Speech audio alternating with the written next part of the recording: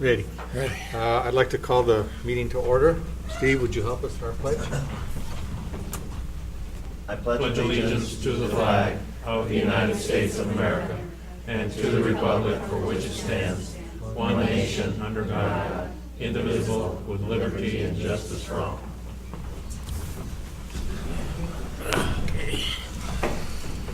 All right. First item, adoption of agenda. I think you mentioned to me that item 5A needs to be left off.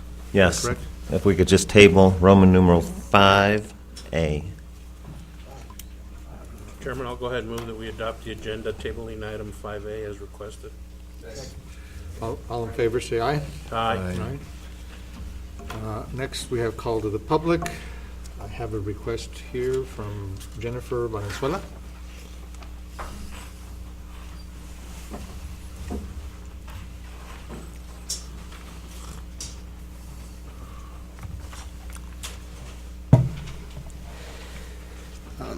Good evening, board members. My name is Matthew Copeland, and I'm the president of the Nogales High School Honors Club.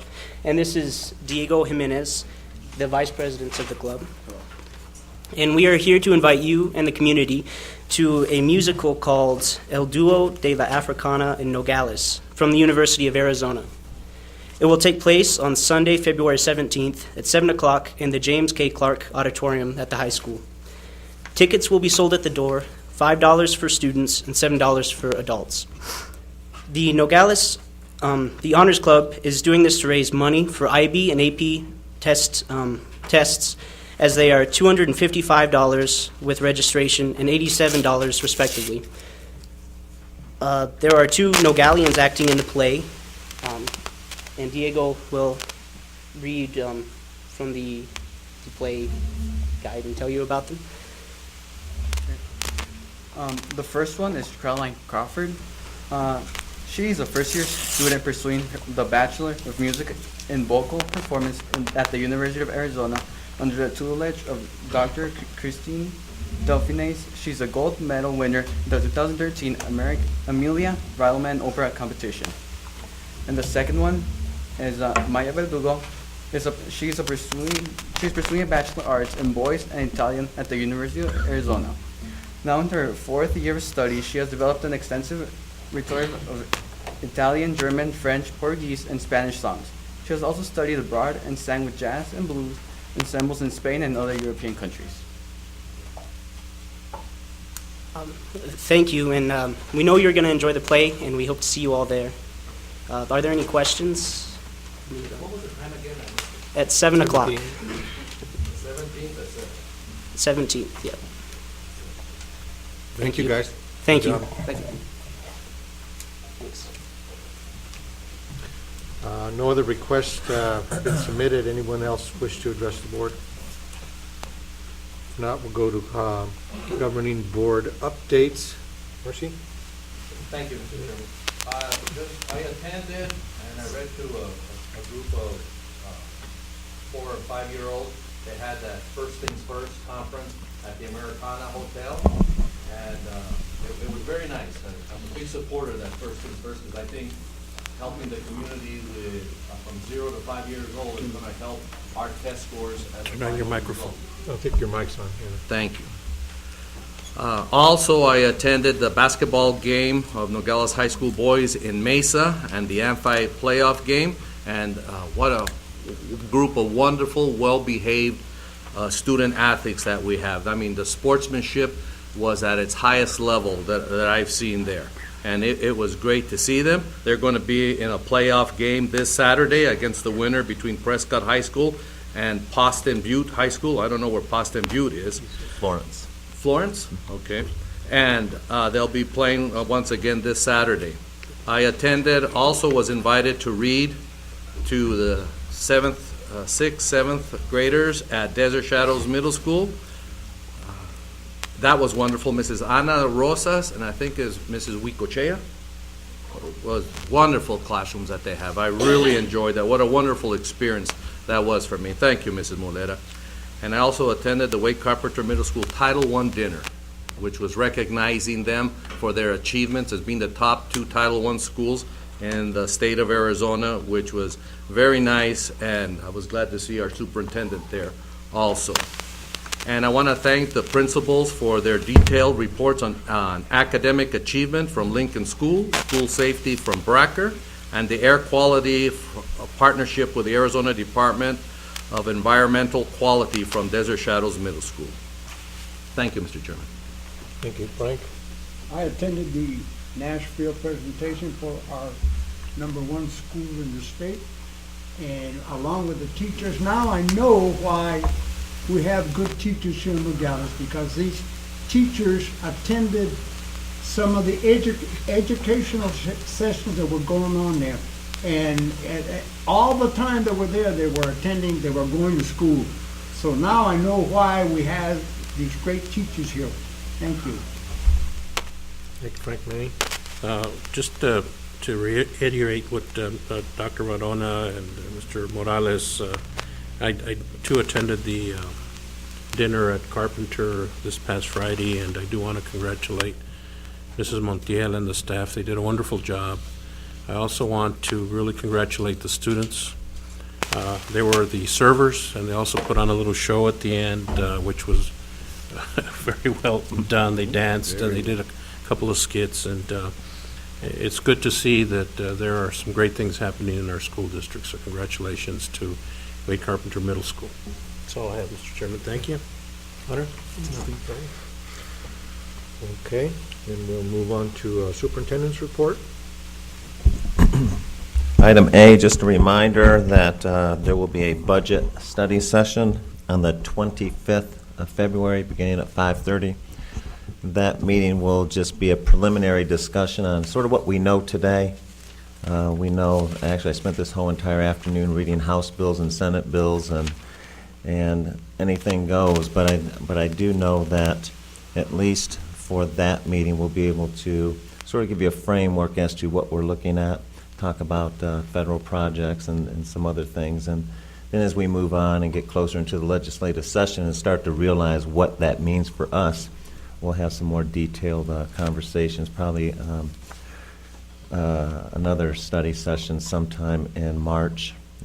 You recall last year we had 3 meetings, a regular and 2 study sessions, so I know that the month of March and April can be very busy, but it's something that we have to do because finance is always an issue in education. So just want to let you know, please mark your calendar.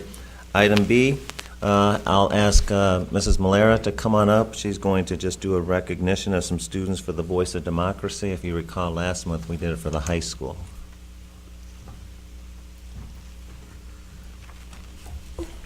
Thank you, Mr. Zimmerman. And Mr. President and members of the board, I appreciate this opportunity.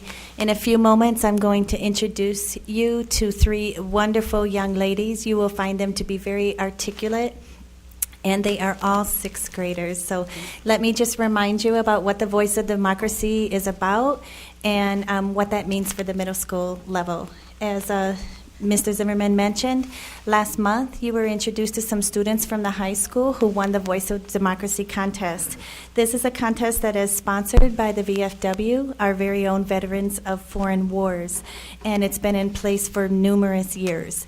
And usually our students do very well in this particular contest. They had asked me to make sure to remind you of these details. Each year, more than 50,000 high school students and 129,000 middle school students compete for over $2.3 million in scholarships and savings bonds, which are awarded by the Veterans of Foreign Wars. This year, there were over 100 middle school students locally from Cotamundi, Wade Carpenter, and Desert Shadows Middle Schools who participated in the Patriots Pen Contest, which is a lead-in to the Voice of Democracy contest at the high school level. All 3 of the winners are from Desert Shadows. This year's topic was what I would tell our founding fathers. And in a moment, you're going to hear the winning speech on what this young lady would tell the founding fathers. I think you'll find this to be intriguing.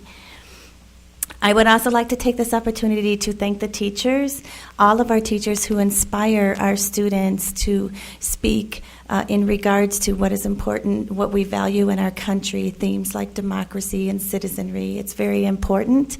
And in particular, Ms. Sandra Martinez and Ms. Mary Jones helped this group of students participate in this contest, so I appreciate their help as well. I'd also like to mention that the students already received their awards, but I do want them to be recognized in a more public forum. At our second quarter Gem and Sparkle Awards ceremony, the VFW representatives came and they already gave the token of appreciation, their certificate, and the medallion and a savings bond. But I would like the girls to be recognized in our general community. So if I can have the three girls come forward, and I'll introduce you one by one.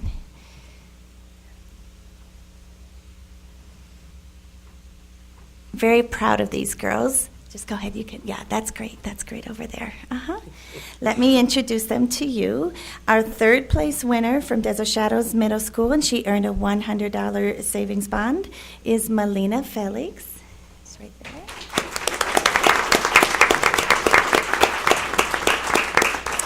And our second place winner in the middle, she earned a $200 savings bond, Claudette Jimenez.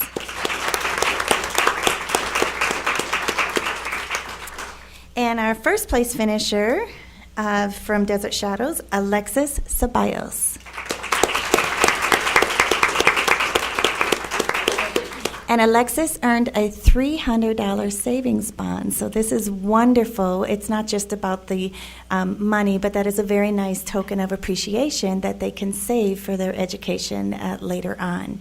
And in the essence of time, we are just going to share one of our essays tonight. Our first place finisher, Alexis Ceballos, is going to tell you what she would tell our founding fathers. Alexis?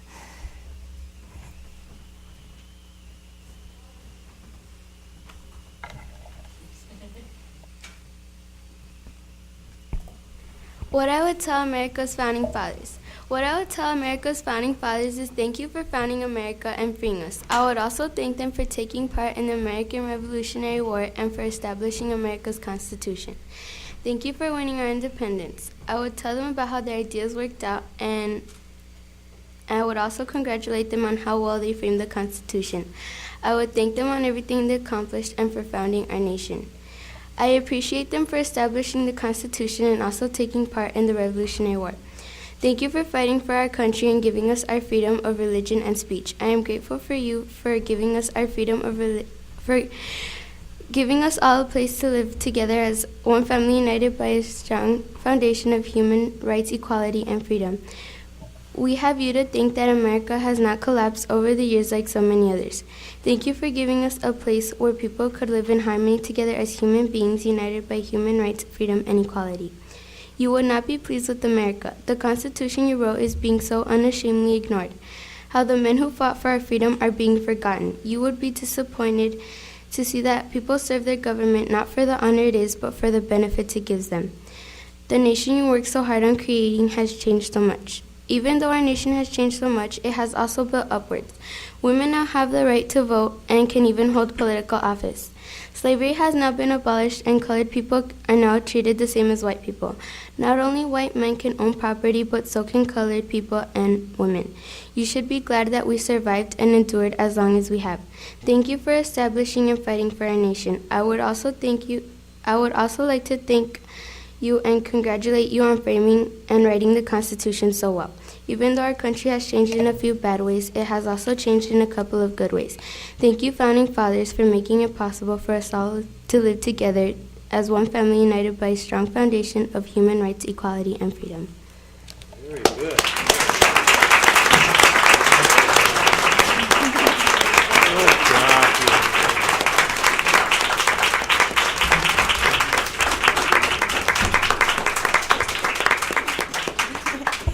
You can see why I'm very proud of all of the ladies. They all wrote wonderful speeches, and they've been practicing them in their language arts classes, and I'm very proud of their efforts. So again, thank you for giving us the opportunity to recognize them here tonight.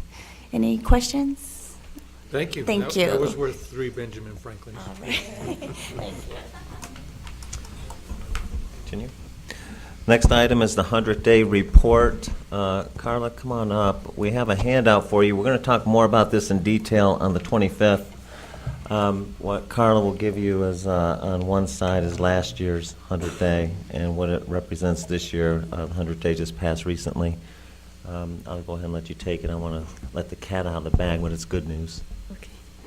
Well, good afternoon, Mr. President, members of the governing board, Mr. Zimmerman.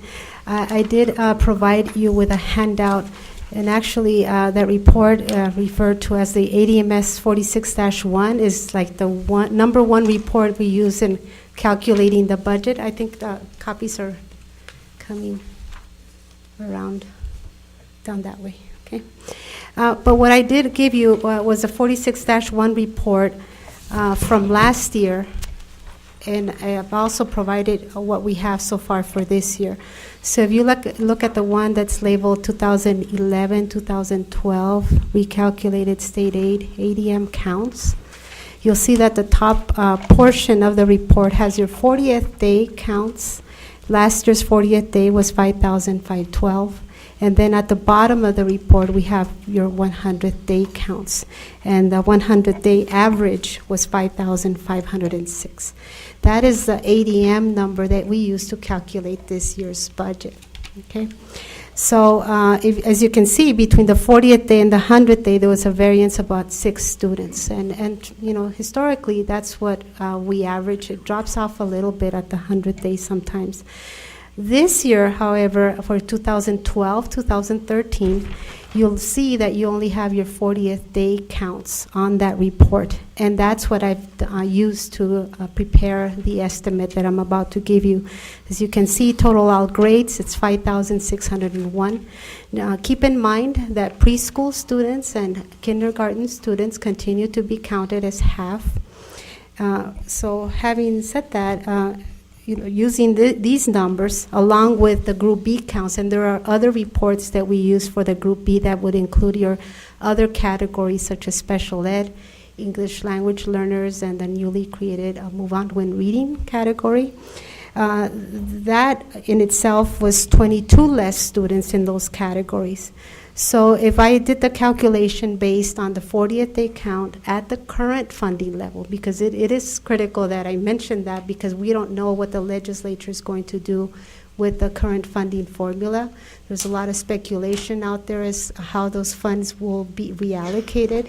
What I've heard is that the funds may be reallocated and given to districts based on their letter grade that they've earned.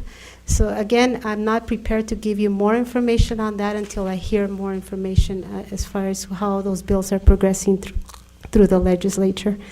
But again, looking at an increase, comparing this year's ADM 40th day versus last year's 100th day, it's about 95 students there and 22 less in the Group B counts.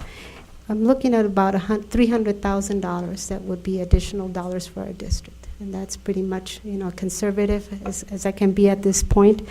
I also wanted to mention that along with uploading our student data, we are now required to upload additional data as it relates to the student-teacher course connection, and we upload data based on student class schedules and teacher class schedules. There's a validation that occurs in that process, and also checks that teachers are highly qualified in their subject areas.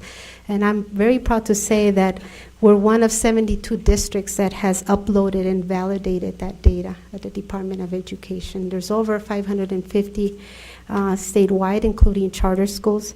So we are trying to do our best in uploading the data timely. However, the Department of Education, their SACE system is not functioning up to par. I know we've heard Mr. Huppenthal talk about his priorities in revamping that whole system, but hopefully they'll run the aggregation and we can give you a 100-day report at the study session. Again, they're running aggregation every 2 months. So once they run that aggregation, we'll have our 100-day counts, and then we can start, building our budget from there. Any questions? Nice to have an increase. That's right. Anyone If have we keep the questions? funding formula, I mean, I don't know what's going to happen there, but, hopefully we'll be able to see that. Mr. Chairman, I have some questions, especially with the relationship of the $300,000 to the loss of our 1 cent sales tax in April, but I'm going to wait until our study session better, where all the data is in front of us. Thank you, Carl. Mrs. Mendoza.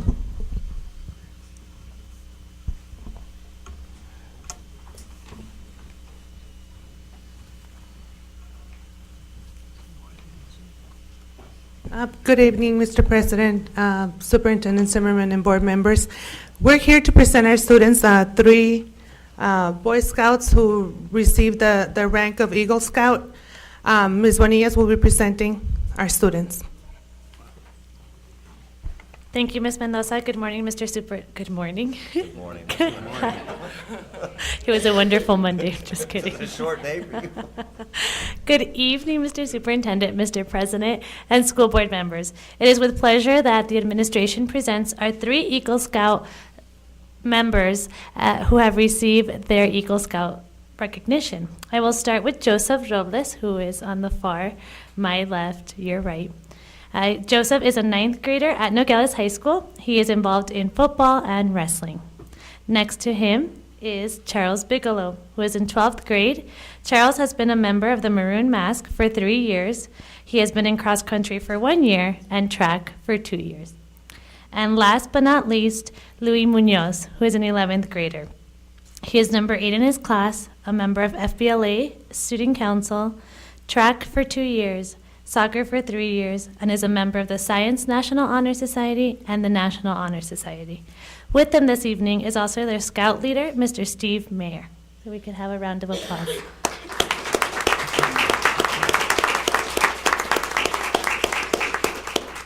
And if Mr. Mayer would like to come up and talk a little bit about their projects. I would, thank you. Thank you. These 3 young men has very successfully completed their rank of Eagle. And between the 3 of them, 3 very dynamic service projects, 3 of them combined have over 1,000 hours of community service time just on those 3 projects. So they have to be commended on the time that they've put in, and I'll let them talk about that here in a minute. But that's in addition to any other service projects that they work on throughout the years. So probably each one of them has individually has over 700 or 800 hours of community service time on this. I think that's great. Starting community service as early as we are right now leads to a great future for these gentlemen. The leadership abilities that they've showed, if they come back to Nogales after they graduate college, we'll be really lucky because we'll have some great leaders out of them. Congratulations, gentlemen.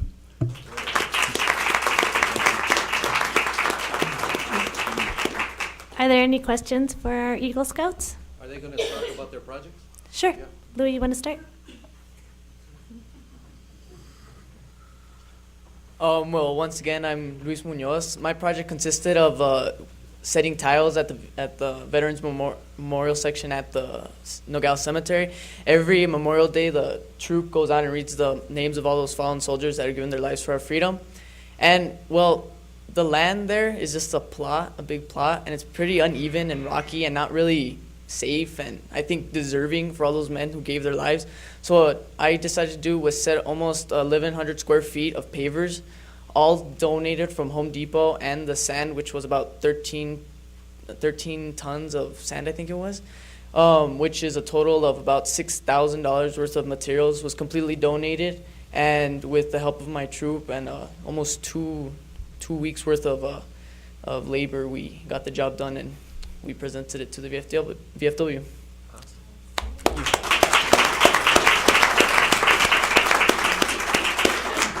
Hi, I'm Charles Bigelow.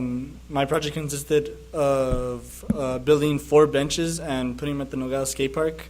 I noticed that the skate park did not have anywhere to sit down. They had those metal ramps. I always saw kids sitting down on them, but eventually they get hot or cold. I mean, it all depends on the weather. But I decided to build those benches so parents can go and enjoy the skate park, enjoy watching their kids, and make it more comfortable instead of feeling uncomfortable, I guess you can say. And those benches were built at Home Depot with the help of Home Depot's employees, and it was a good project. Thank you. Hello, I'm Joseph Robles, and my project consisted of replacing the fire rings from Peña Blanca's campsites. So what we did was all the equipment was donated by the Forest Service, so I didn't have to buy any equipment for it. So what we did was we broke down all the cement, and then we set in the new fire rings. So that took about about 15 people to finish it. So it was a lot of work. So.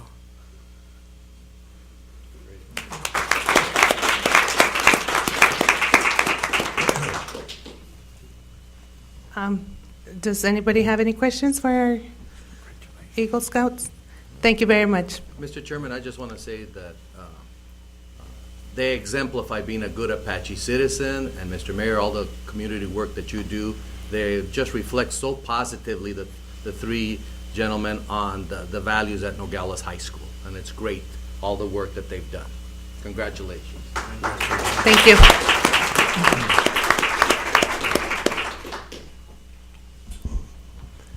Next item, I'd just like to read an email. I'm not going to read it in its entirety, but I will read the latest email that the United States Department of Education has identified Nogales High School as having one of the exemplary AIMS intervention and dropout prevention programs. They have been selected for a visitation for March 12th and 13th. So the folks from the United States Department of Ed will be coming down, looking at probably how do we do this and how come it's so effective so they can take it back and try to implement in other places. But it was identified as one of only 43 programs across the country with this exemplary mark. So I wanted to put that on there because it's nice. One of the goals that I've always had, it's not a written goal, but it's nice to have folks come down to Nogales to look at what we do. Whether it's coming down to see how our Title I schools are doing, how our special programs are doing. It's not just athletics here, but academics is a huge focus here, and I'm very proud. Look forward to those folks coming here. So congratulations, and we'll get a report from you a little bit later as to what they were doing during their 2 days here. So I just wanted to let the governing board and the community know that. Good. Mr. Chairman, Sure. May I just make a comment? Sure.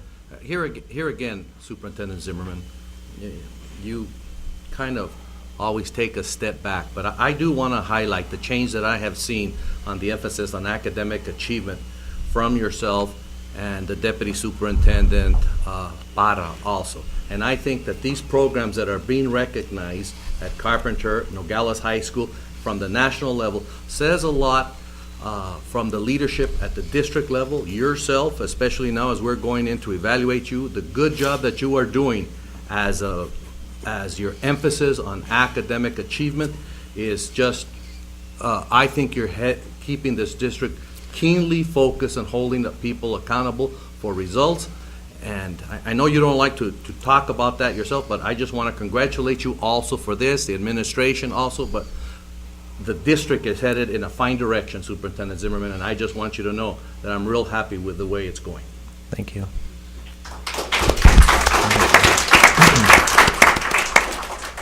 Item F and G for your perusal. Any questions from the board on summary budget report, student activities report? Just one, Mr. Chairman, on the budget report. Mrs. Soto, I noticed that there was a category there, the race to the top, and there was about $46,000, and we've only spent $3,000 on it. Is that state money that's provided? Because I remember the state wanted to get money of going to the race to the top, and what was that money for? That we just spent only $3,000. That's on page 3 of the report for 46,082. I know that we had to write for an application for that Arizona Race to the Top, and Ms. Canto, I think, is the one that's pretty much overseeing that account. I really can't speak as to what the plans are to spend the remainder of the money without her feedback. Well, maybe at a future meeting, you could talk a little bit about that. She says she can Oh, do you it can, now. if you're prepared to do it, Mr. Chairman, whatever, if she's prepared. It's up to you guys. Put it down. I know there's a lot of training involved, and I know that there's set up, we have set up addenda for that grant already.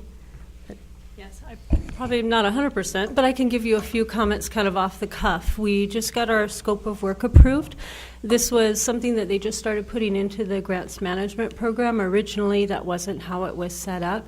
So it's kind of just off the presses. They let us code back some addenda to that we had looked at for some trainings, more curriculum mapping work, and we're looking to put more monies into that and some materials. But we kind of just had it approved recently for our scope of work. So, and now we'll be able to start spending some things down, but it's a little longer process, that one and the K3 with some of the approvals that you have to go through. That's what I need. Thank you, Mr. Chairman. I understand it. Anyone else? All right. Done with your report, correct? Yes, I am. Thank you. Next, we have the consent agenda, which is approval of routine warrants, purchase orders, travel claims, employee leave and transfer requests, and employee resignations. Any matter on the consent agenda will be removed from the consent agenda and discussed as regular agenda items upon the request of any board member. Our consent agenda items are items A through J as follows. A is approval January 14th, 2013 regular board meeting minutes. B is ratification of expense and payroll vouchers. C is ratification of student activities auxiliary operation vouchers. D is 2013-14 governing board meeting schedule. E is award of RFP 1213-05 cellular phones and wireless mobile devices. F is award of RFP 1213-06 basic phone service and long distance. Item G is personnel agenda summary. H is classified salary schedule. I is addenda for school year 2012-13. And J is teacher evaluation system verification statement of assurance. Any board member wish to separately discuss any of these items?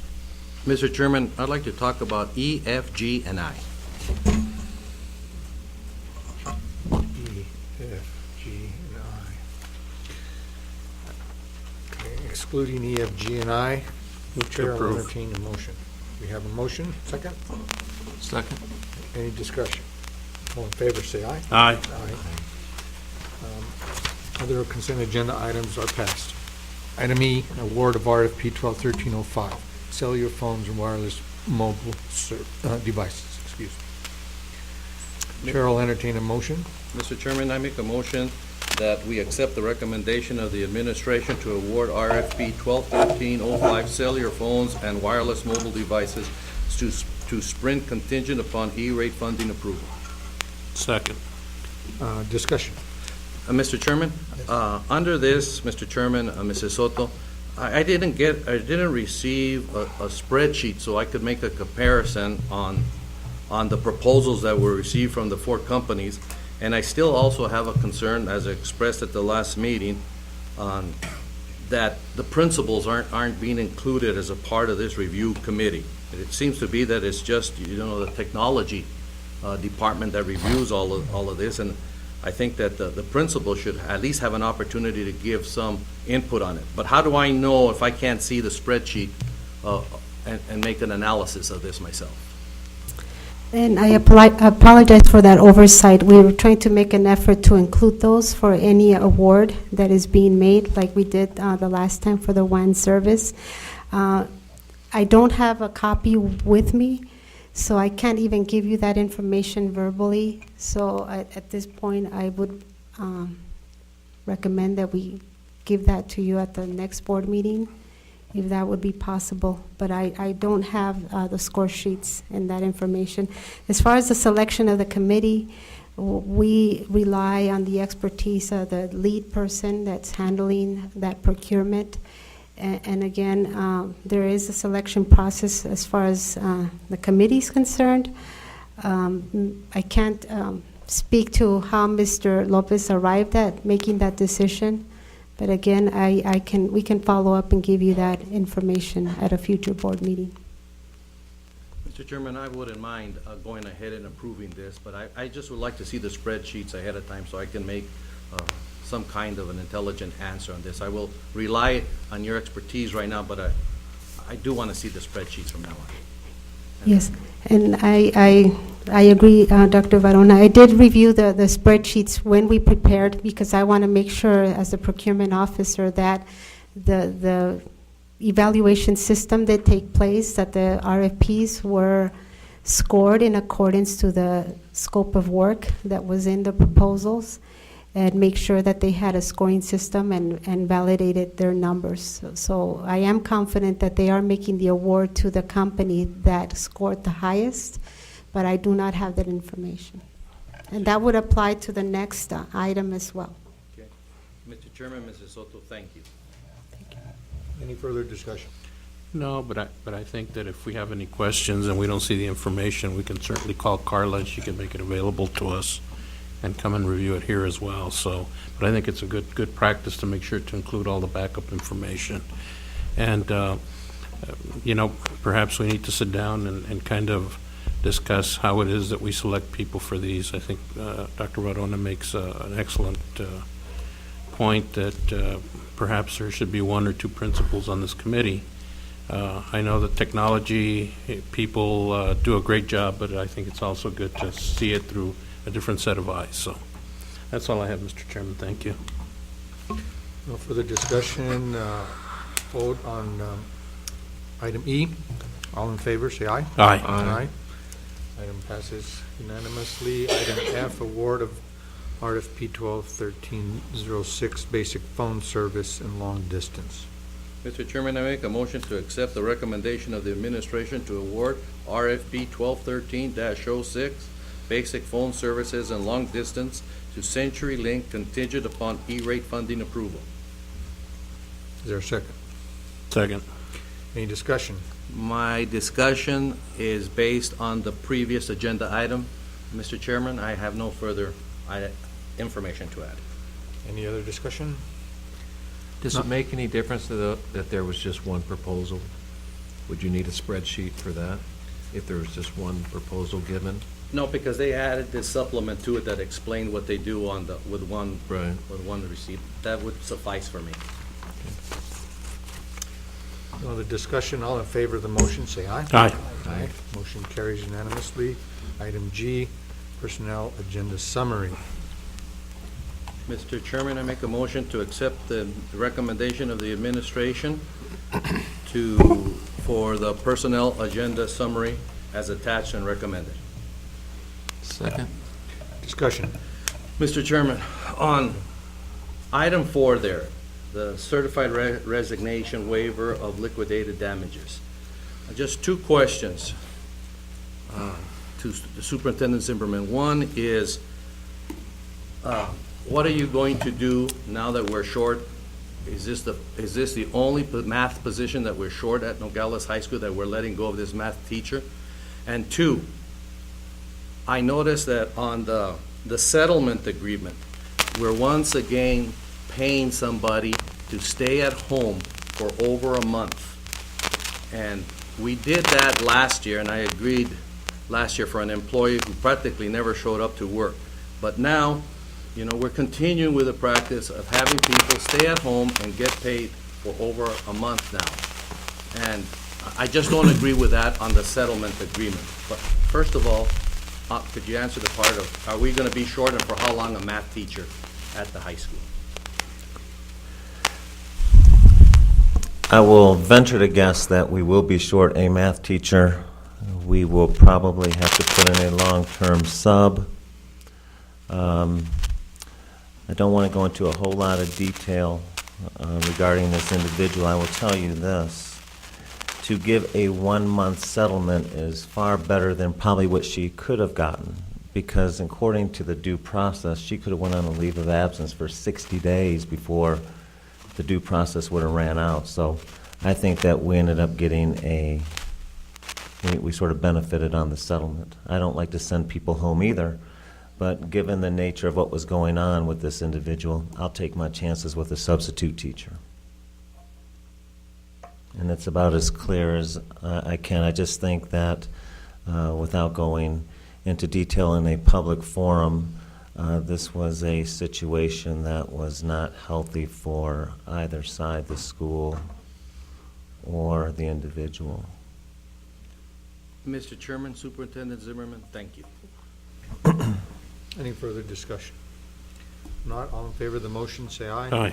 Aye. Motion carries. Item I, addenda for school year 2012-13. Mr. Chairman, I make a motion to approve the addenda as presented for 2012-2013 school year as recommended. Second. Any discussion? Mr. Chairman, Superintendent Zimmerman, the last item there on the addenda is security camera installation for Desert Shadows Middle School for $1,000. Are we procuring these cameras here locally, or are we going out?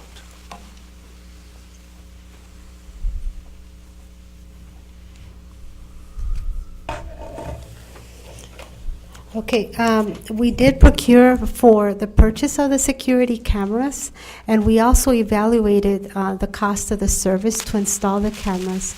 And I work with Mr. Parra as far as getting this addendum assigned, because we feel that it's in the best interest of the district to pay for one of our employees that is qualified to do the work versus, paying an outside provider.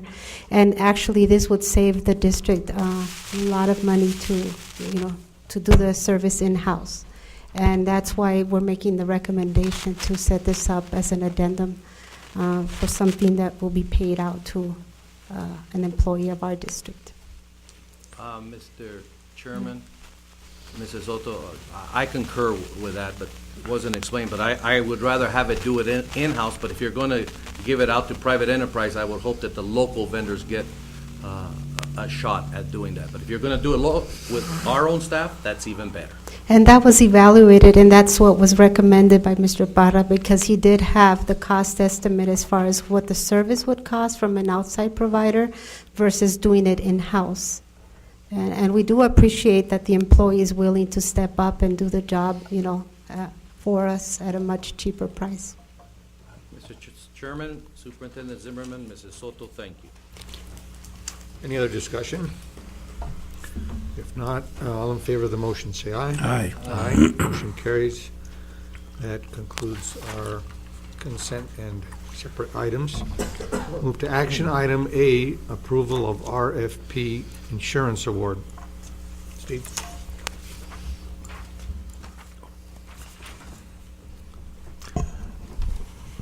This item might take some time. We have before you the agenda item summary. It's a very lengthy write-up. What I think that would probably be best for us to do is if I could bring Adam up to the front along with Nydia. As they make their way to the podium, I will tell you that when we were going out, I had made mention that I would have a lot of oversight of this particular item. Not that there was any potential conflicts of interest. Carla Soto was not involved in this particular item at any time. Why? Because Carla does currently still sit on the ASBATE board, and we just didn't want to have anyone putting a dispute over how we went about making this selection. In addition, a small town, there's relationships. I also excluded Maida Zuniga. We have a committee that you will see in the agenda summary of all the individuals that were involved. I'm going to stop right there, Adam, and let you take over. Sure. Yeah. Well, Mr. President, members of the board, Mr. Zimmerman, and members of the public, thank you very much for your time. My name is Adam Walter, and I'm with the Bagnall Company. We're an employee benefits consulting firm. We're a third-party consulting firm that works on behalf strictly of the districts that retain our services. We currently work with approximately 24 districts across the state of Arizona at this time, and we were charged with the task of developing a comprehensive request for proposal that was very product-specific and was going to meet the needs of the district as determined. And from there, we were able to assist with evaluating all of the the bids that were received, and then working with the committee members to evaluate and, of course, score and ultimately recommend the vendor of choice that we'll review today. So with that, I intend to walk you through the action item summary and go through the results of the procurement process. So the background is that on December 20th, proposals were received in the business office for the request for proposal 1213-02 for employee benefits. Keep in mind that the vendors had approximately 4 weeks to submit a response to the proposal, and it was posted publicly. The specified service period was set for July 1st, 2013 through June 30th, 2014, with the options of 4 subsequent yearly renewals. And again, as I had mentioned, it was advertised in the Nogales Unified School District website, Arizona newspapers, and was also emailed out to approximately 70 different vendors, some regional, some statewide, and of course nationally as well.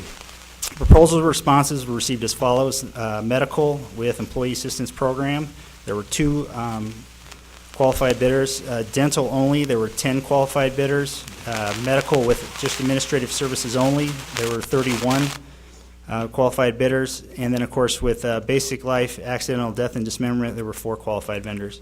District received 15 responsible and responsive proposals: Asbate Cigna, Ameriben, Blue Cross Blue Shield of Arizona, Emerging Benefit Consultants, Tall Tree Administrators, Humana, Mayo Management Services, Summit, UMR through United Healthcare, American Behavioral Employee Assistance Program through CSA General Insurance Agency, Emeritus Life Insurance Company, Lincoln Financial Group, The Standard, Minnesota Life, and Mutual of Omaha through Summit. Each vendor responding selected the areas of insurability for their responses.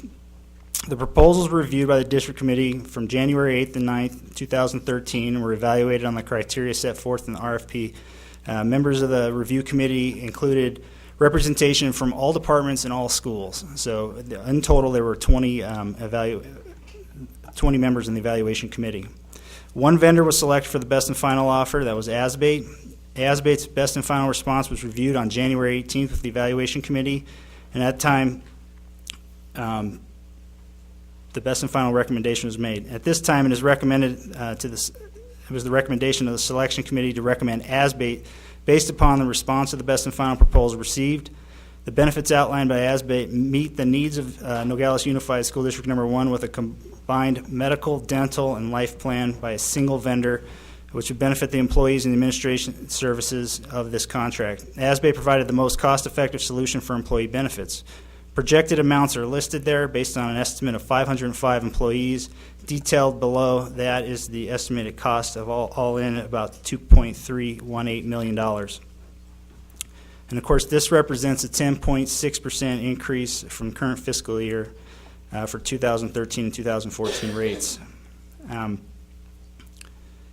Pursuant to the requirements of R7-2-1032 of the school district procurement rules, the district has determined that the price submitted is fair and reasonable, and that other prospective bidders had reasonable opportunity to respond. With that, the administration recommendation is that the governing board award RFP 1213-02 Employee Benefit Services contract to Asbate for medical, dental, and basic life with accidental death and dismemberment benefits for the July 1, 2013 through June 30, 2014, with the option for 4 subsequent renewals. And what is included in your packet today is a detailed recommendation, which I'll read to you at this time, along with the supporting materials detailing the rates, benefits, and all items listed out within the bid specifications. So as for the item 1 in your insurance recommendations, on page 3 of the packet, medical and employee assistance program. Again, bid was sent to 10 vendors, quoted on by 2 qualified vendors, Asbate and Cigna. And the recommendation was to award medical benefits to Asbate based on proposals received. offer active employees the A15, B15, and high deductible health plan 1200 plan options, and then of course offer retired employees A15 and B25 plan options. Medical, this administrative services only, ASO. The bid was sent to 31 vendors. It was quoted on actually by 4 qualified vendors: Cigna, Emerging Benefits Summit, and UMR.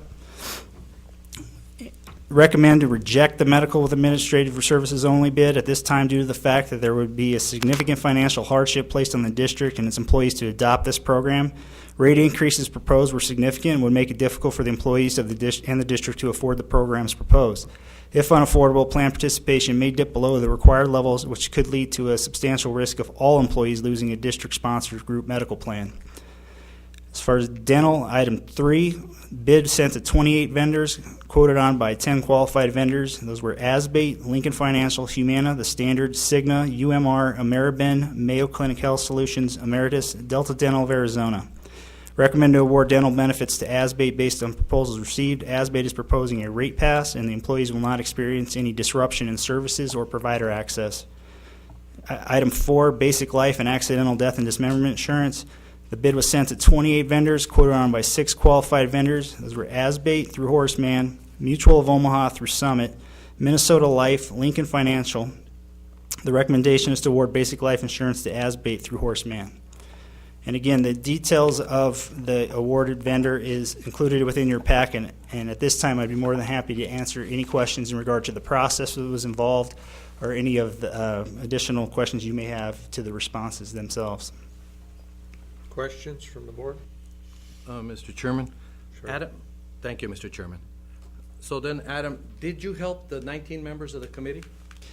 Dr. Verona, yes, I sat and facilitated. In fact, when we started the process, we started off with a meeting with the evaluation committee members, and all of them were present at the time.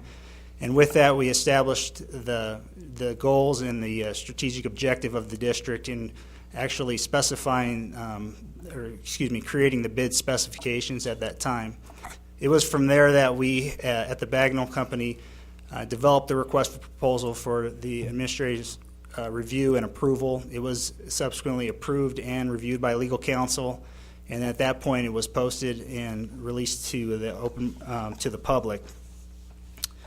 From there, we conducted a formal bid opening here at the district office as outlined, and then of course we took the results back to at the Bagnall Company, evaluated all of the proposals, and created summary materials that outlined all of the detailed metrics of the evaluation, of all the results in a quick evaluation format.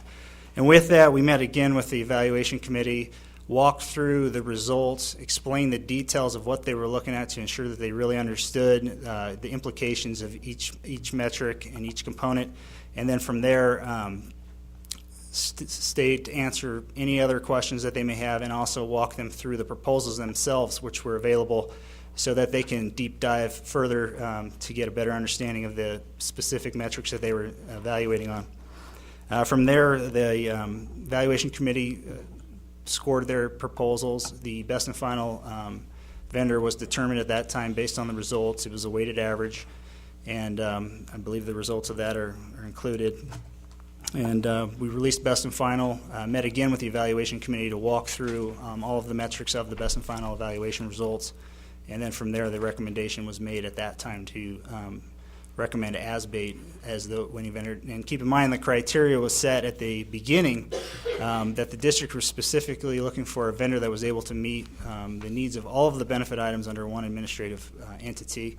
And while that was a criteria, the district did not limit themselves to that opportunity only, and certainly explored every single benefit line item in detail to determine what would possibly be in the best district of the employees as well as the district in total. So with that, I think the team did a great job of taking the time out of their schedules to go through the materials and really understand what they were looking at and take a very hard-nosed look at the proposals that were received.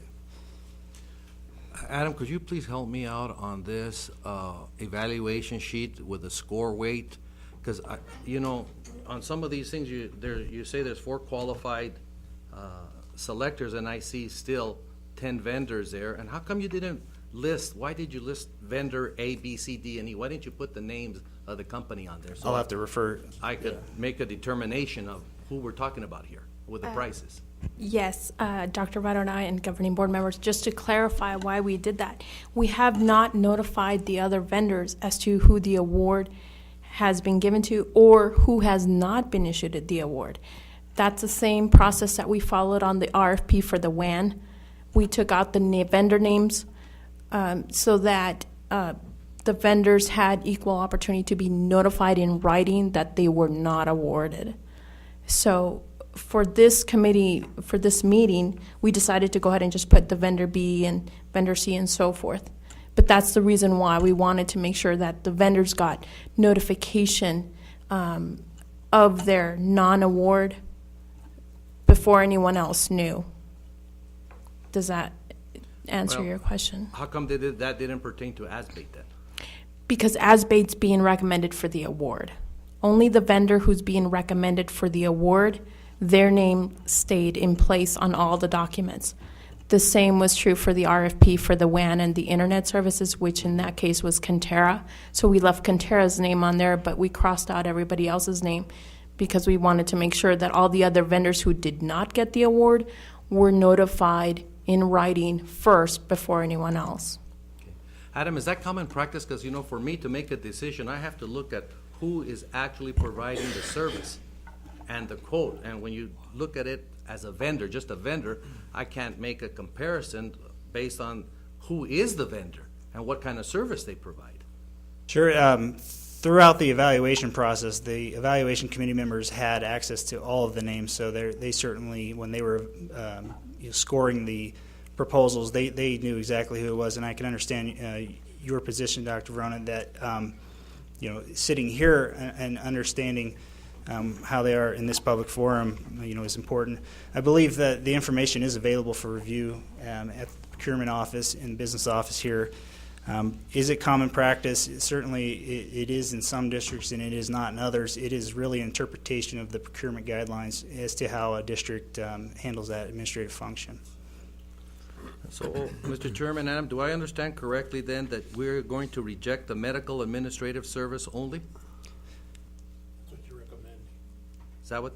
Yes, sir. The Dr. 19 Verona, members as noted in item 2 of the insurance recommendations, the medical bid provided through ASBATE, which was the item 1, is not necessarily fully insured. It is a self-funded trust in and of itself, and it functions in a different model than the administrative services only contracts that we reviewed.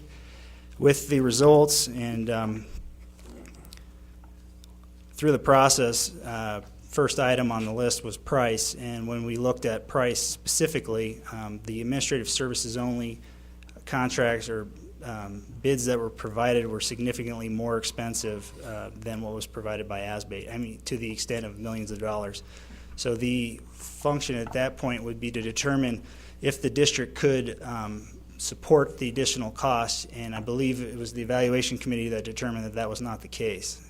While the benefit line items were evaluated as well, benefit structure, wellness, solvency of the carriers, and the list goes on. The big item that really hung heavy with a lot of the evaluation committee members, at least through the feedback that I received, was that the cost was too substantial to support promoting and recommending a program of that nature. So is this going to go out for another RFP, or is it just out? With the medical benefits, you have multiple ways of financing and of course, structuring the programs themselves. What we had here was kind of a mirroring system. One was based on a fully insured or fully equivalent rates that's provided through ASBATE, and of course Cigna provided a fully insured quote. And then the administrative services only, again, was a financing mechanism which takes into account specifically breaking out every single component of the medical costs, whether that be administrative costs, network access, utilization review, case management, wellness, employee assistance program, and then you get into the claims, whereby the claims are are variable to the extent that the variable claims could be up, could be down. And that's where generally when you adopt a administrative services only strategy, the risk reward is the incentive to engage your employee population to remain healthy in order to reduce the amount of claims and, of course, ultimately save money to the district. What we noticed through the proposal process was that in the evaluation, you have two metrics that you look at with an administrative services only contract, and that is what is expected cost and what is the maximum cost. Now, the maximum cost is, of course, a cap in which the district would be bound on the high end, barring any claims utilization or it running rampant. The expected is what the insurer believes to be a reasonable expectation of what the cost of insurance would be, all things considered equal. And even with the determination of taking a look at what the expected cost would be, it was still significantly higher than what the fully insured equivalent rates were offered through ASBATE, and to some extent the fully insured rates that were provided by Cigna. And I think that's where the district had to, or excuse me, the evaluation committee members, and I'm again just relaying the feedback that I received. The concern they had was that the maximum cost is the true exposure, and that was significantly higher than what was offered through ASBATE. And then not only that, when I explained to them what the expected cost would be and the areas of opportunity from a claims management perspective, the cost even on that level was significantly higher. It would have taken a significant reduction in claims in the current year based on your current utilization in order to achieve any savings, even up until the point where ASBATE was recommending the renewal rates come in at 10.6% above current. Did the committee, Adam, Mr. Chairman, did the committee ever have a discussion when you were talking about wellness and case management about having a local broker so that there could be more face-to-face contact with people? I think the discussion revolved around ensuring that everybody had a fair opportunity, and so that did come into the discussion, and try to determine to make sure that this was a level playing field and that everybody had a chance to bid and, of course, offer their services, whether that be from a benefit perspective and beyond. Certainly there was no exclusion or no limitations within the proposal prohibiting anybody from extending those services beyond what was included here, because we generally tend to include a section that allows them to explain in detail what additional benefit offerings and or services, which this would certainly fall under, could they provide. Generally, most of that information was contained in the wellness area, which we did evaluate extensively. So the responses for the wellness and or claims management portion of it was reviewed with the evaluation committee in detail. And through that process, some vendors included certain services, some included funds that they would allocate to wellness programs. Some did actually include response to have people on the ground and assist the district with implementing wellness aspects and programs. In fact, I believe ASBATE committed to having certain services and education through meetings with the evaluation committee and the district administration. So all of the vendors had their differences in that area, and I believe, to answer your question, it would have fallen under that, either that area or in a separate section which identified additional services. Why is it, Mr. Chairman, Adam, that last year we had such this high rate of increase from the ASBATE, and now we're going to, and recommending ASBATE with all these other competitors? I just don't understand. They're going to go back and they say that they got competitive pricing. They got that's 25% price competitiveness. Are they going to be competitive just for this award, and then later on the premiums are going to go up and not make it affordable, especially for those people who have family coverage? That's true. There is no guarantee on what the next year's rates are going to be. It's strictly driven off of utilization for the most part. I think the distinct advantage that ASBATE proposed was to the extent that they are offering a truly pooled product through all of the districts, and I believe they manage approximately 170 different districts across the state. Pulling the resources and being able to use the reserves to buy down future year increases is a benefit to the district, but to directly answer your question, there is no guarantee with any of these vendors. None of them, in fact, provided a rate cap or a rate guarantee for future years. not to the extent of claims utilization. They did some, offered certain guarantees on just the administrative cost, which represents about 8 to 10% of the overall spend, but nobody was willing to put down hard-earned money against what your cost will be in year 2 all in, maximum liability. So if our claims are high, Mr. Chairman, Adam, if our claims are high, our premiums go up. But if our claims are low, the savings goes into the general pot for everybody, all of those people who are members? Or does the savings go directly to the district? In my experience, Dr. Rona, and just speaking specific on my experience with the ASBATE Trust, their renewals have generally been fair, if not overly fair, based on utilization of groups that we have worked with, and we work with approximately 13 different districts that do utilize ASBATE. And in the instances where we do have those groups that we work with that specifically run very well, now they have not necessarily recouped the money, and the money did go back into the general fund, but we have noticed that the increases each year over year have actually been decreases year over year. So ASBATE does a good job of actually pricing the groups to an extent where it needs to be and or favorably based on their utilization, but not to the extent where they're going to refund the entire amount. And this strategy has communicated to me through ASBATE is developed to try to secure the pool. So in great years, yes, you won't see the significant rate reduction, but in bad years, you will not see the significant rate increases either. And I think that's the balanced approach that they're attempting to achieve, and that's kind of one of the benefits that many of the districts that we work with have noted over the years, and to the extent that, and I can quote several districts saying they're very fair. Mr. Chairman? Adam, thank you. Thank you, Dr. Brown. Any other discussion? So the increase from last year to this year is 10%? Yes, sir. And that's not significant? It's Dr. not, Nash, it's significant in comparison to the last few years. The reason why it's significant is because we did have some individuals with cancer that really drove that up. And I just want to make a comment. I don't want to minimize. I'm sitting here looking at the rubric that we developed.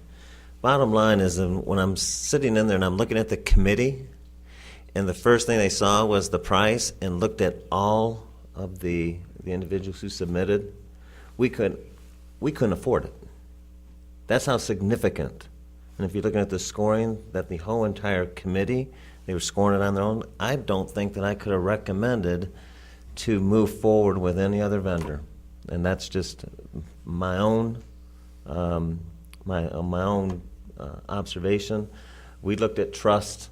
I sit here and think, if you had a do-over maybe 10 years ago, if we would have went into our own trust, and when the claim rates were relatively low, you could have probably built up some money in that trust. But we didn't do that, and I don't think right now is the time to do it either.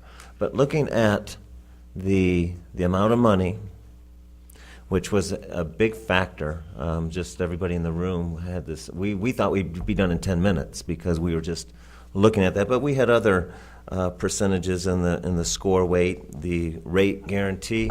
If I was an insurance company, I don't know if I'm going to put out a 2-3 year rate guarantee based upon something I don't know about. I wouldn't do it as an insurance company because, 4 or 5 catastrophes, man, you're in trouble. So in terms of the service, I thought all of them had pretty good services. I think some of them had a little bit more in this area, a little bit less in this area, but they were all sort of dangling a different carrot for us. Benefit structure, all those were about the same, but at the end of the day, if you look at the score sheet, ASBATE was the clear-cut winner in the eyes of the committee and also in my eyes, and that's why I would make this recommendation. But, there is a time, I think, if you had a do-over going with the trust, because I've been involved in all of them, self-insured.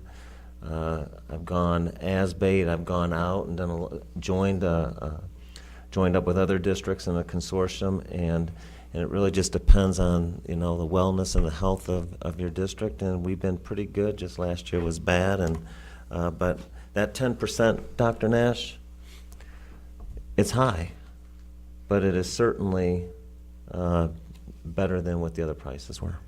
Thank you. Anyone else? When we look at benefits, we try to get the best product out for our employees. That's what it is. It's a benefit, and we want to make sure that we do that.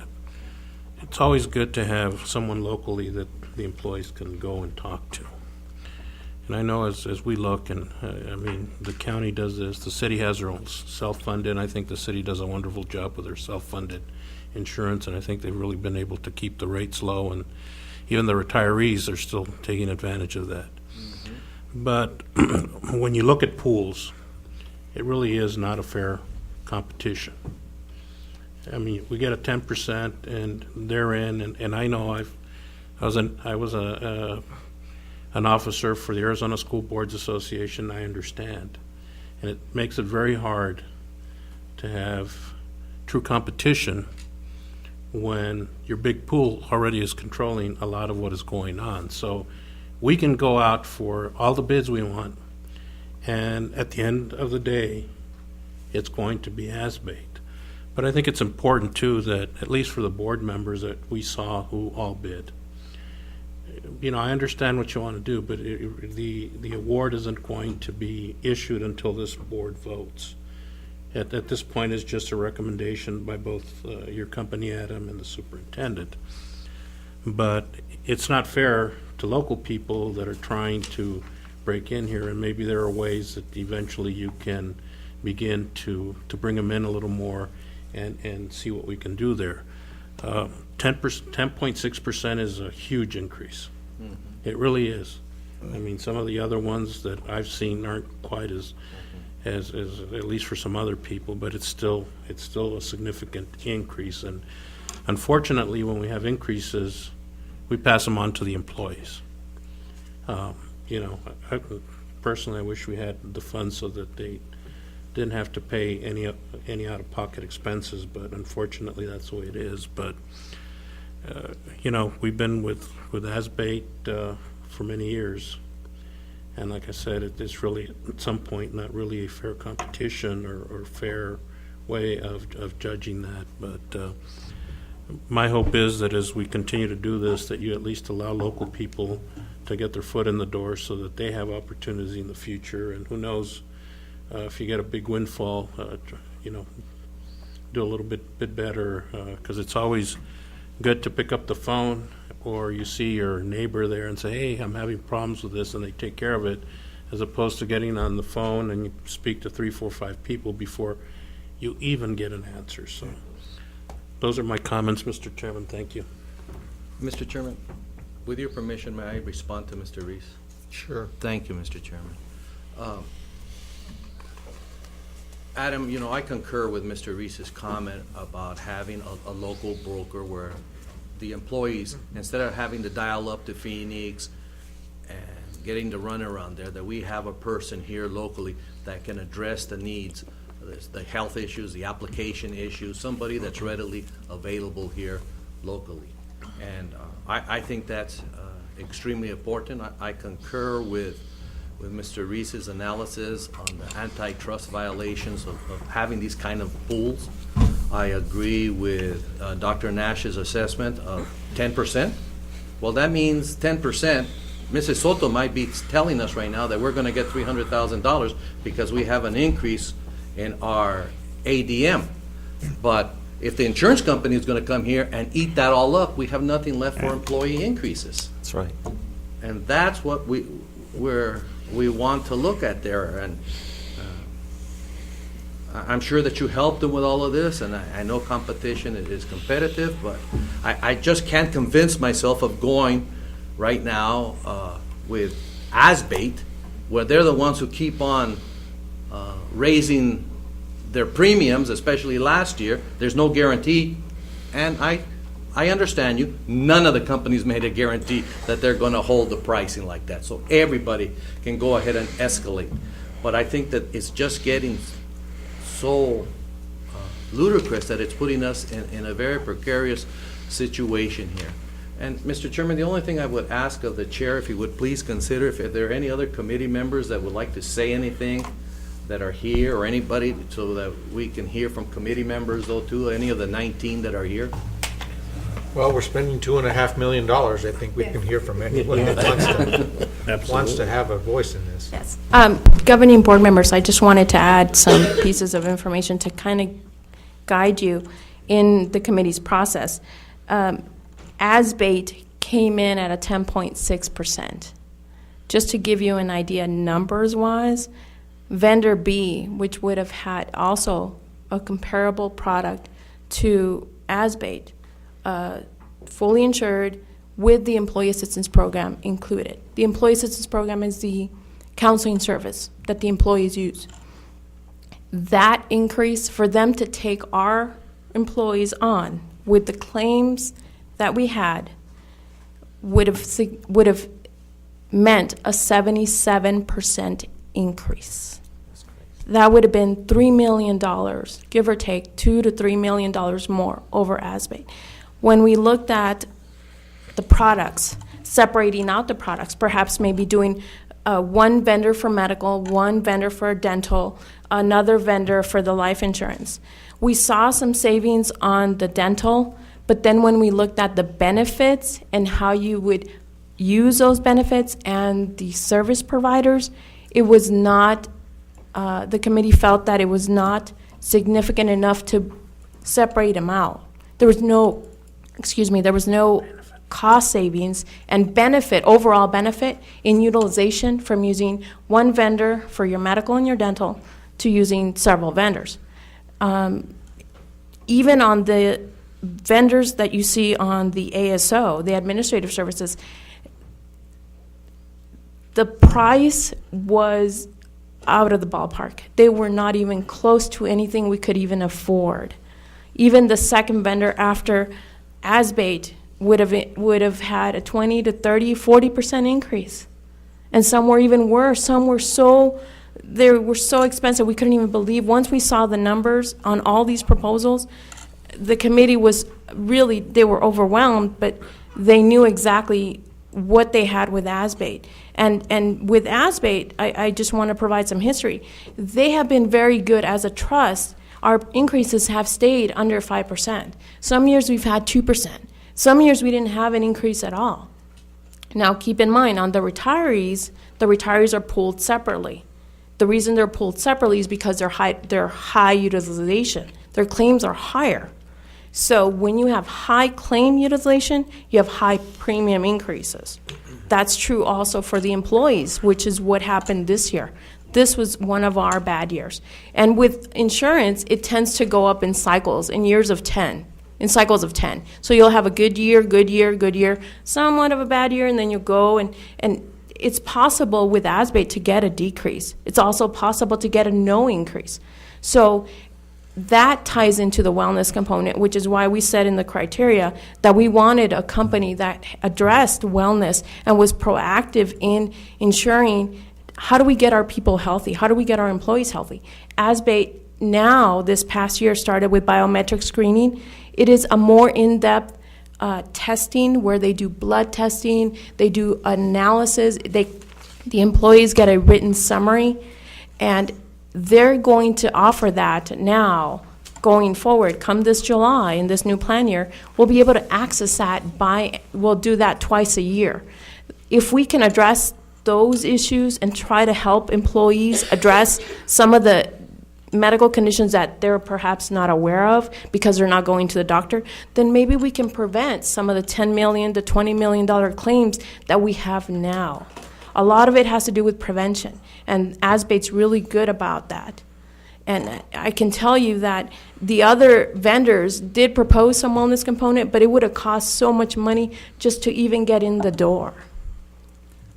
But, Mr. Chairman, you see what you're, if I may, Mr. Chairman? Yeah. Needy and Adam, this is a $2.3 million bid. Yes. And right now, you're giving me a verbal cost-benefit analysis. All of what you're saying verbally, I'm just one person to make a decision here. It's one simple sheet. What you said is not here, and it's not here. You should have spent more time so that we could study and prepare ourselves as what you are verbalizing right now. You should have made a detailed cost-benefit analysis narrative for us to review on the vendors in detail, and you didn't do that. And this is $2.3 million that when I have to look at the teachers and the administrators and the non-certified people in the face and tell them, we don't have any money because we had to pay more insurance premiums. I have to justify that. And this is not a very detailed. And you should have got yourself some kind of an accountant or CPA or somebody to help out to give a detailed report for us, or at least for, I speak for myself as just one board member, to make a decision. And I don't think you prepared me enough for that. What you're saying verbally right now, I liked what you're saying. But you should have had all of that put in a narrative accounting form for this presentation. So we could have done it, been better prepared. And I do apologize for that. We can certainly prepare that and make it available to you with all that information. I want to make a comment in response to that, if I may. We did empower a committee that's been in place for a long time. Every single month, these folks meet. If there was an employee group out there that didn't like what was going on, I'm sure they'll probably reach out to a board member, but the first thing they would probably do is have to reach out to whoever their representatives is from that site. And we did put together a committee. I think that by empowering this committee to at least do its due diligence, that was done. Maybe it's not all done on paper. I can tell you that we followed, believe me, I knew all the interests. I even made comments on the very first day about the interest about saving money to give raises that you had mentioned when we were going out for the RFP. I had made mention about just the product and the quality. I don't think we left any stone unturned. I think at the end of the day, we did our diligence. I think that we could probably put it all on paper, but at the end of the day, and you had made mention, Dr. Verona, about any individual that would like to come to the podium to express their thoughts. I know we have a few folks that are here, but I can tell you it was such a slam dunk, and we try to keep the apples to apples, apples to crab apples, something as close as we possibly could. It's not a pure science to be able to make that happen. Next time, I guess we will put it in more detail, but at the end of the day, the recommendation was very, very clear. And I know these are all just numbers, but I have to give a lot of credit to the committee who spent a lot of time doing this. So if anybody has a concern, they should have vocalized it to their representative. And they normally do, because I go to these monthly meetings and we hear the feedback. We hear the differences between the A plan, the B plan, and everything that's out there. So I think we have been mindful. We apologize if it's not enough information, but at the end of the day, I couldn't have made any other recommendation. If I would have done this without a committee, I wouldn't have been able to make any other recommendation than the recommendation that's before you. Okay, I get it. Not even close. So if I don't know that we get any additional benefit from additional comments. I don't know how my fellow board members feel, but if they're so far hands above anyone else bidding, and we're spending potentially millions more to get similar coverage, it is what it is for me. So. And do we have those binders still? Perhaps even if the governing board would like to look at the binders, well, there's lots of them, so you better have an empty trunk, because there's a lot of binders. But going through all that and seeing the apples to the oranges or apples to apples, everybody had a different idea. But there was a lot of information to go through in a couple of days, and but if it would help you to take a look at that information, then they're available. Mr. Chairman, permission to respond and/or address some of the concerns brought up by Mr. Ruiz and Dr. Verona. Let's hold on a sec. I don't know. Okay, we need to rehash it, but Look. what is the board member's Look, opinion? Do you want to go forward with this? Do you want to table it for more information? What's the general outlook here? Go forward. Go forward? Go forward. There's no, Danny? anyone who's second-guessing this, I think is, I made a simple comment, and if I may, and I think we need to move forward, but I still think it's important agree. that we allow local people the opportunity. To me, that's not happening. I understand, and what I was saying, though, is that once you create this huge consortium, it's really hard to break away, because there's going to be other costs, I understand, but maybe as we begin to look, we try to find a way to minimize the impact, but also give our employees a better product. Instead of, I understand what you did, and I understand ASBATE does everything. And even with your explanations of what you were, I understand what you were saying, but it also, like I said, I would also like to see the opportunity for local vendors to be able to do that. They're the taxpayers. They're the ones that pay their property tax or business tax, and guess what, folks? That money comes to the school district, and it would be nice that those businesses would get a little bit of money. And that's all I was saying. So, what's your view? Do you want to move forward? Marcy, what do you think? Mr. Chairman, I realize what the work that the committee has done, Superintendent Zimmerman, but still, I'm just one of 5 that here to make a decision, because regardless, it affects our tax rate. So that's why I don't have to look through all the binders and everything. Is what I'm asking for is that you people, when you do it, put down these cost-benefit comparisons more in depth, so that I can come more prepared to the meeting. That's the only thing. Now, if you have a concern that you wanted to answer that I made, well, I would like to hear that concern. Not necessarily a concern. I was actually going to set up the comment in regards to what would be the conditions in which we could actually make this a fair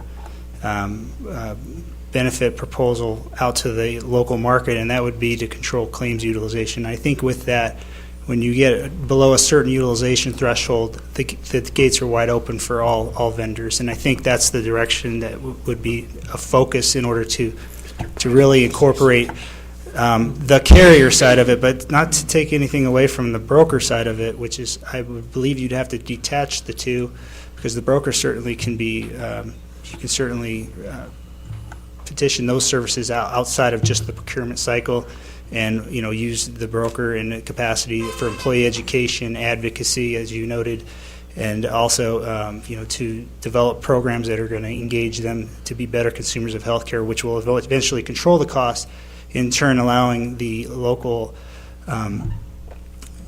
businesses and entities the opportunity to really wrap their hands around it. Now, in my capacity as the consultant working with the district, I had no horse in this race. I am an absolute unbiased third party. All I did was assess the evaluation in regards to what the proposals were received. So I agree with both of you in respect to your positions and needing a local representation, and I encourage you to continue to look for that, as I think it would certainly help in the long run.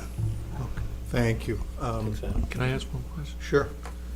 Was a local vendor given an opportunity to submit a proposal?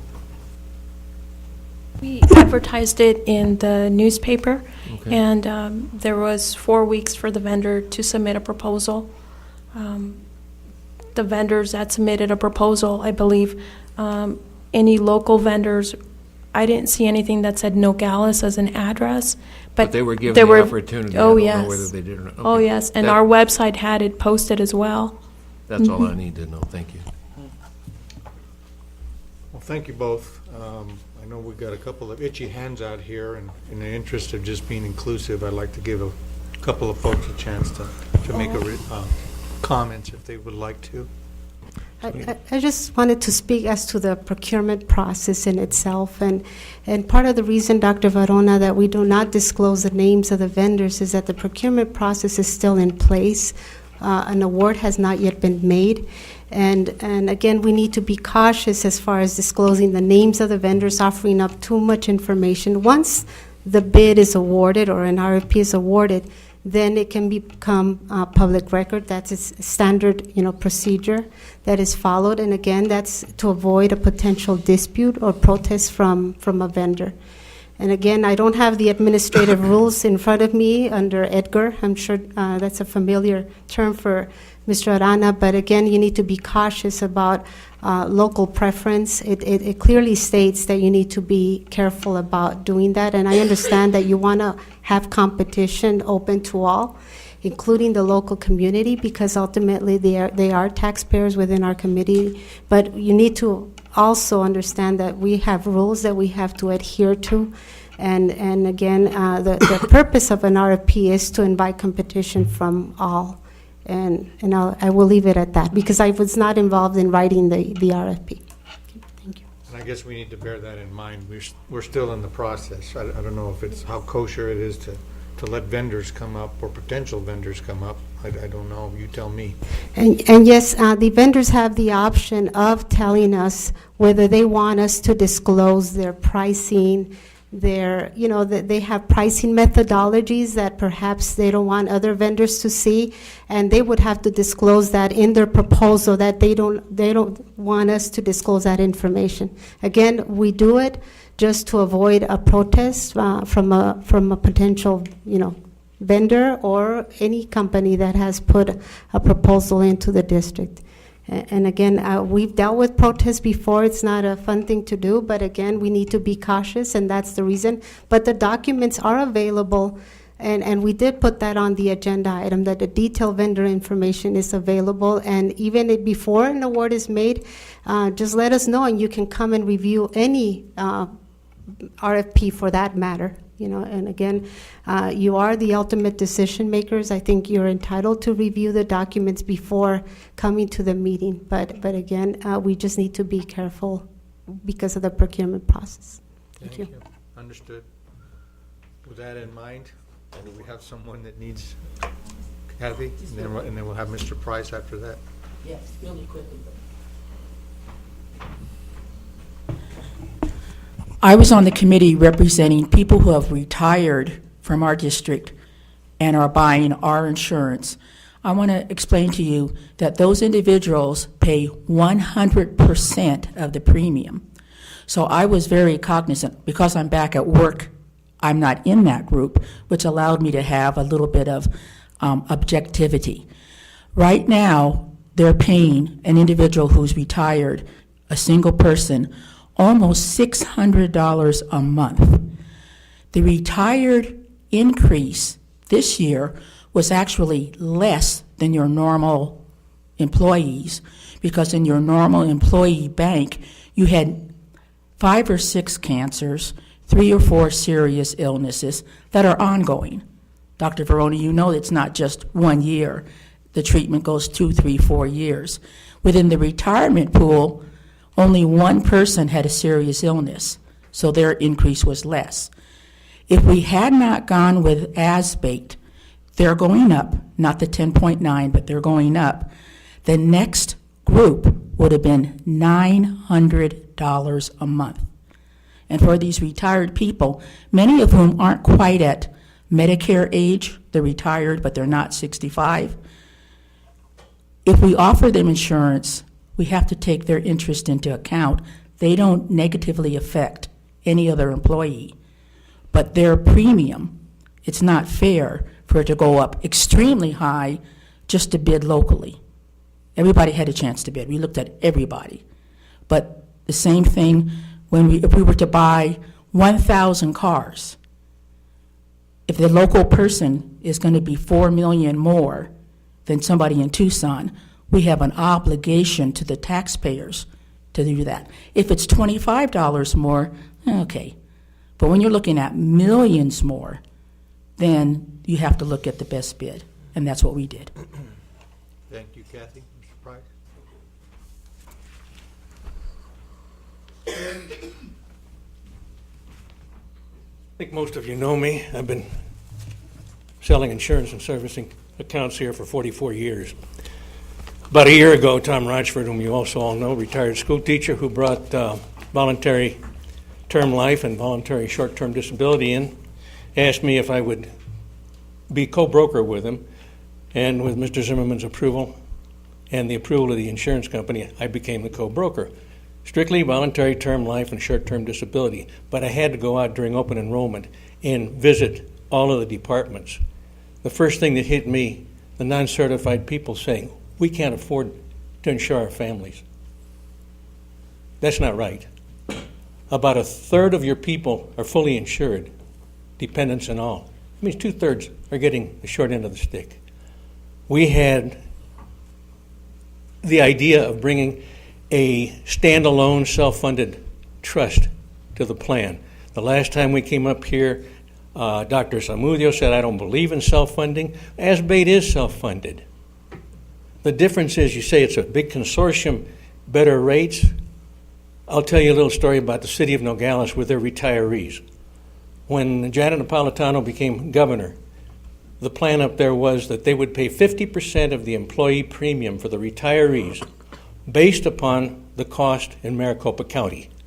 Okay? So the cost in Maricopa County happened to be in excess of the cost down here, so the employees down here that were retired didn't pay a penny for about 5 years until the state got bright and said, hey, well, you know, it costs more in Maricopa County than it does in Santa Cruz County, so now we're going to pay 50% for everybody's premium. So then the people in Nogales had to start paying. The big consortium and the spread the risk sometimes is very good, sometimes it isn't. In the case of the city of Nogales, we took them self-funded, 22 years ago? And their rate increases have not been like this. And they've had local service. You know, Mr. Zimmerman told me about he had a claim that needed to be taken care of because it wasn't paid right. He had to go to the insurance committee to get it done. At the city of Nogales, you don't have to go to an insurance committee. You come to the broker consultant. We take care of the problem. It doesn't cost you any more. And you're not taking time away from teachers who I think signed on to educate young minds, not to be fighting over insurance. We saw the RFP. There were some discrepancies. There were requests for benefits, some of which would have increased the premium tremendously. And that concerned us. I have addressed this with Mr. Zimmerman, told him that we feel that if we could see the numbers, did they go with the 1212? Did they go with the 1218, the 1224? Did they put in terminal liability for major case management? Are they paying for it monthly or doing what we do at the city and pay it one case at a time? That saves a lot of money. There's a lot of ways to make this thing work the way it's supposed to work.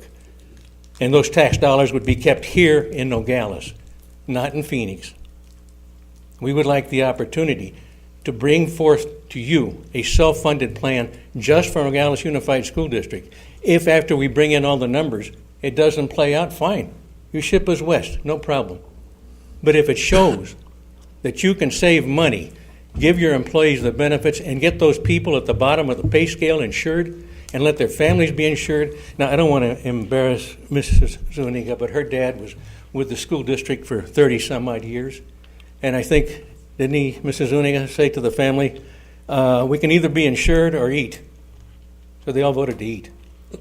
Well, Mr. Price, if I may ask just quickly, I know that I've heard about a self-insured option from you before.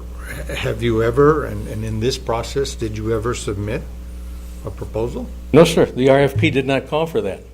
So you would not have been permitted to submit a proposal? I don't think it would have been paid any attention. That's what happened 8 years ago, and we were asked why didn't we stick to the RFP, and we said at the time, if it's been recorded, that the RFP was set up to favor ASBAID. I can't say that's what happened this time because I didn't see all the numbers. But I would love very, very dearly to be able to bring you something based upon a local, standalone trust.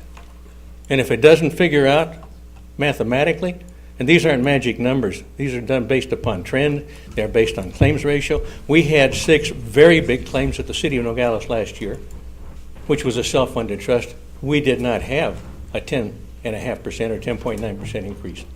Okay. Okay? Very So good. We're Well- just asking for the opportunity to bring those figures into you. You've got plenty of time before the end of the policy year. We can have the figures back to you in a week, I think. 2 weeks? Okay, 2 weeks. Thank you. Thank you for Thank your you. comment. Anyone else, Frank? We got to wind this up here pretty quick, I think. I think we're beating it up.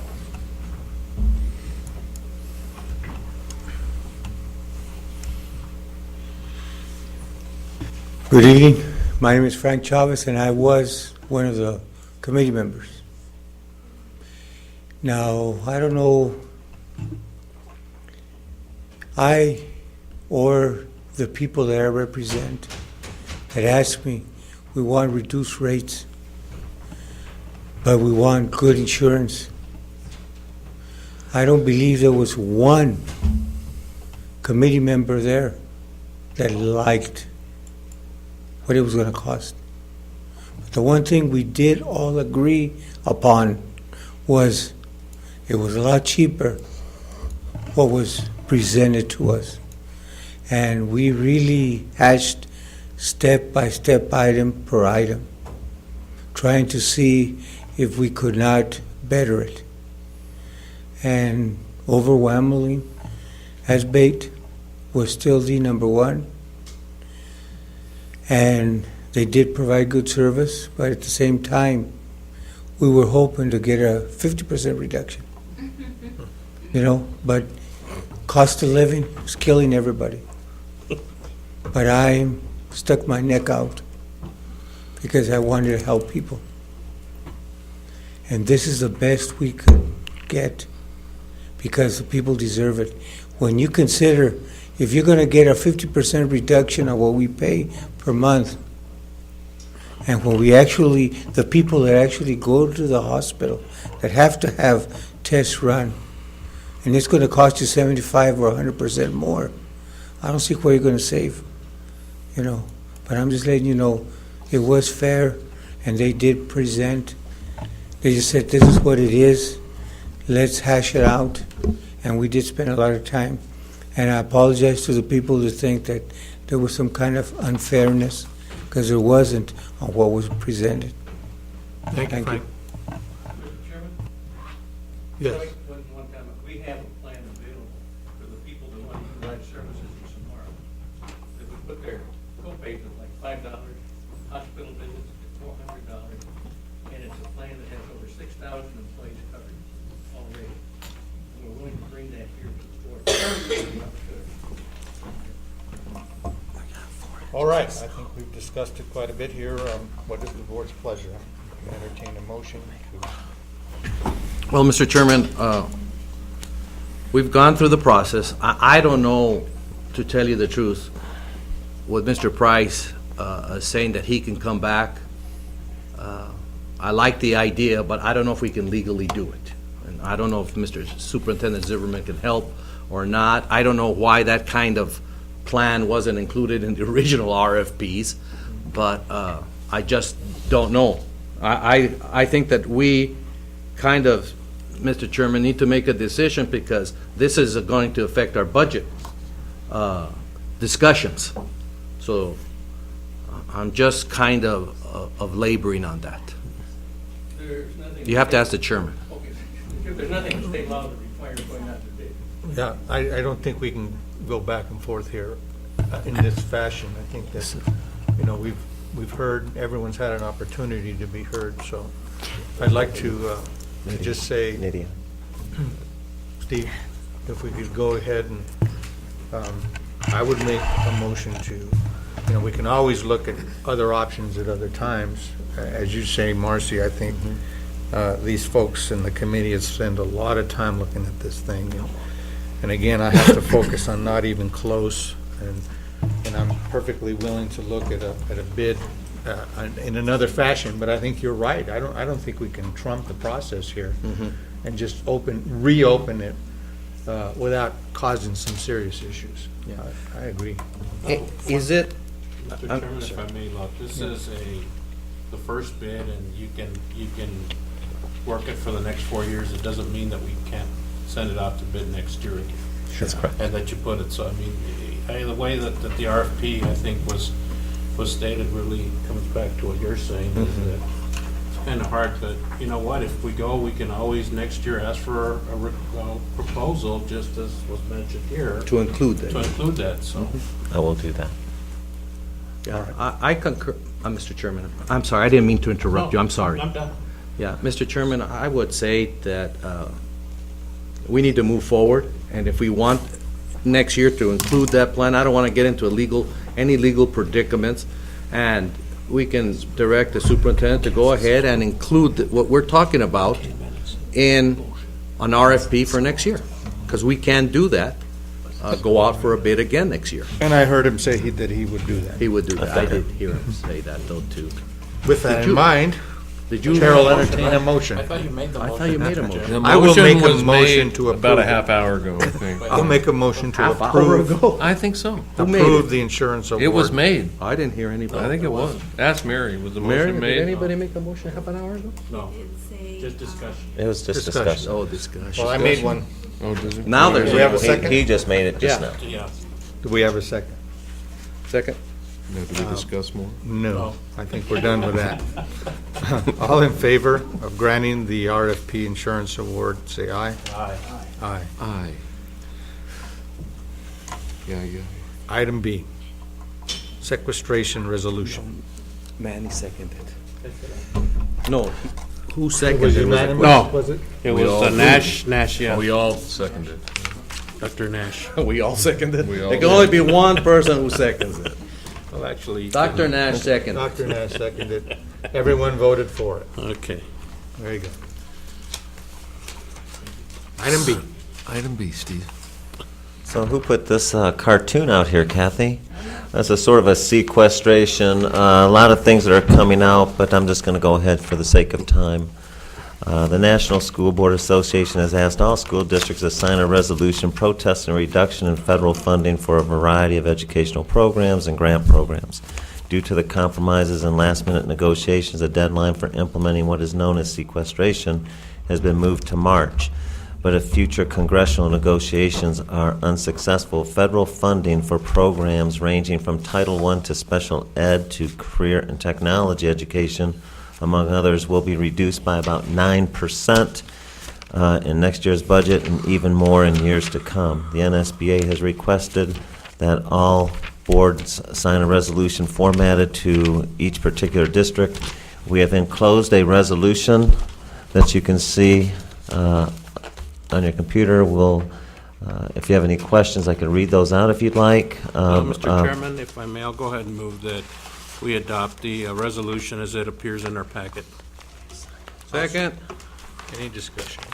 Good move. I think it's important that we do that to show the community that we're trying to do as much as we can to prevent budget cuts and to try to raise our property taxes.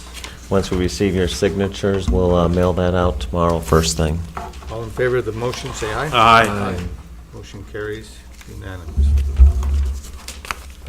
Next is executive session, item evaluation, item A, evaluation of the superintendent. Executive session for personnel matters pursuant to ARS 1343103A1. Chair, I'll entertain a motion to enter Mr. into Chairman, I make the executive- motion that we move into executive session for personnel matters in the evaluation of the school superintendent pursuant to ARS 38-431.03.A.1. Second. All in favor, say aye. Aye. Where are we meeting? Mary's going to take you downstairs. My blue card is white. Is it? It's not?